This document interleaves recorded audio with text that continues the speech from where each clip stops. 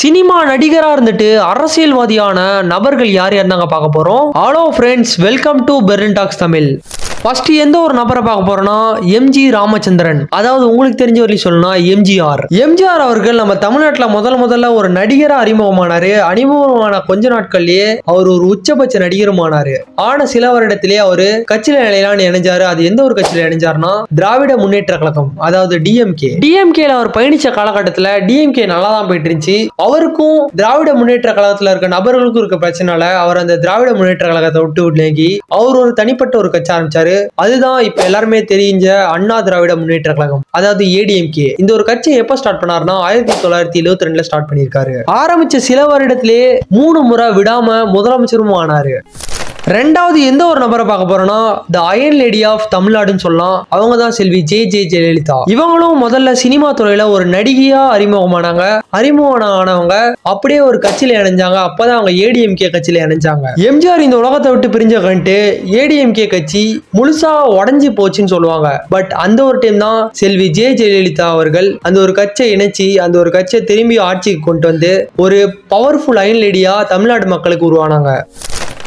மூணாவது எந்த ஒரு நடிகரை பார்க்க போறோம்னா நடிகர் விஜயகாந்த் அவர்கள். இல்ல கேப்டன் விஜயகாந்த் சொன்ன எல்லாருக்குமே தெரியும். கேப்டன் விஜயகாந்த் அவர்கள் இவரும் மக்களால போற்றப்பட்ட ஒரு நபரா இருந்தாரு. நல்ல ஒரு சிறந்த நடிகராகவும் இருந்தாரு. இவரை மக்கள் செல்லமா எப்படி தெரியுமா கூப்பிடுவாங்க? கருப்பு எம்ஜிஆர்னு கூப்பிடுவாங்க. இவர் ரொம்பவே நல்லது நிறைய மக்களுக்கு பண்ணியிருந்தாருனால இவர் அரசியலுக்கு வரலான்னு வந்தாரு. 2005 இவர் ஒரு கட்சி தொடங்கினாரு. அதுதான் இன்னைக்கு இருக்க தேமுதிக, தேசிய முற்போக்கு திராவிட கழகம். கேப்டன் விஜயகாந்த் தமிழ்நாட்டோட சிஎம்மா இருந்தது இல்ல, பட் தமிழ்நாட்டோட எதிர்கட்சி தலைவரா இருந்திருக்காரு. அது மட்டும் மிகப்பெரிய டிஎம்கே ஏடிஎம்கே மாதிரி இருக்க கட்சிக்கு இணையா போட்டிட்டு ஒரு நபரா இருந்திருக்காரு.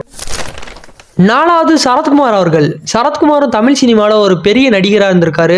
நிறைய நல்ல ரோல்களும் பண்ணியிருக்காரு, நெகட்டிவ் ரோல்களும் பண்ணியிருக்காரு. ஒரு குணச்சித்திர நடிகரா இருந்திருக்காரு. இவர் தான் இப்ப இருக்க நடிகர்களே ரொம்ப வருஷம் அரசியல் இருந்த ஒரு நடிகரா இருக்காரு. ஏன்னா இவர் 1998 எலெக்ஷன்ல போட்டிட்டு இருக்காரு. அந்த ஒரு போட்டியில தோல்வி அடைஞ்சிருக்காரு. தோல்வி அடைஞ்சாலும் 2001 இருந்து 2006 வரலையும் இவர் டிஎம்கேவோட எம்பியாவும் இருந்திருக்காரு. இவர் முதல்ல டிஎம்கே கூட தான் அவரோட பயணத்தை ஆரம்பிச்சாரு.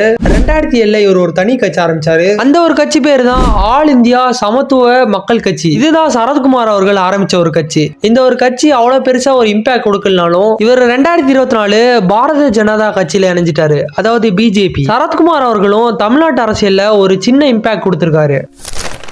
அஞ்சாவதாவும் இந்த வீடியோவோட லாஸ்டாவும் எந்த ஒரு நபரை பார்க்க போறோம்னா நடிகர் விஜய் அவர்கள். ரீசெண்டா தான் கட்சி ஆரம்பிச்சிருந்தாரு. அந்த ஒரு கட்சி பேர் தான் எல்லாருக்கும் தெரிஞ்சிருக்கும், டிவிகே, தமிழக வெற்றி கழகம். இந்த ஒரு கட்சியை இவர் 2024 ஆரம்பிச்சாரு. இவரும் தமிழ்நாட்டோட ஒரு உச்சபட்ச நடிகரா இருக்காரு. இவர் இந்த ஒரு கட்சி ஆரம்பிச்சுட்டு நான் இதுக்கு மேல நடிக்கவே போறதில்ல, என்னோட முழு நேரமே அரசியல்னு சொல்லிட்டாரு. இவர் இந்த 2026 எலெக்ஷன்ல ஒரு மிகப்பெரிய இம்பாக்ட் கொடுப்பாரு நான் நம்புறேன். அது வெற்றியா இருந்தாலும் தோல்வியா இருந்தாலும் இவரோட இம்பாக்ட் ரொம்ப பெருசா இருக்கும். இவர் சினிமால ரொம்ப வருஷம் உழைச்சிருக்காரு.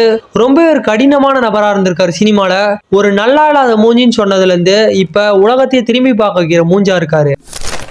கடைசியா உங்களுக்கான கேள்விங்க, இதோட பார்ட் 2 வேணும்னா கமெண்ட் பாக்ஸ்ல பார்ட் 1 கமெண்ட் பண்ணுங்க. கண்டிப்பா இதோட பார்ட் 2 வரும்.